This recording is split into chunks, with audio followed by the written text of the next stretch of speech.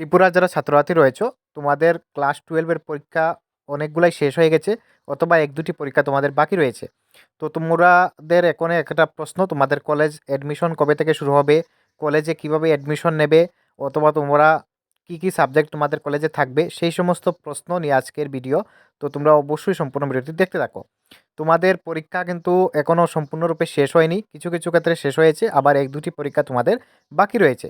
তো তোমাদের কলেজের পরীক্ষাগুলো ভালো করে শেষ হোক, অথবা তোমাদের রেজাল্টটা দেখ, তারপর কিন্তু তোমাদের কলেজের অ্যাডমিশনটা শুরু হবে। তো তোমাদের গত বছরের যে কলেজের অ্যাডমিশনের যে নোটিফিকেশন, সেটা তোমাদের সামনে তুলে ধরলাম।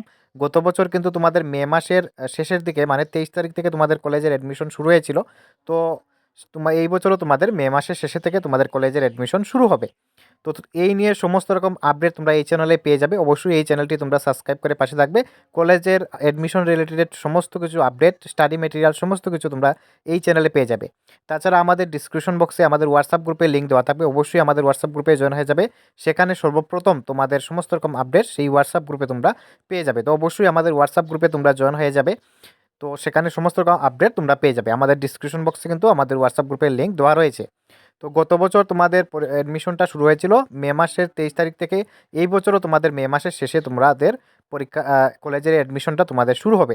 এখন তোমাদের রেজাল্ট দেবে। ক্লাস 12 এর পরীক্ষা কিন্তু সম্পূর্ণরূপে শেষ হয়নি।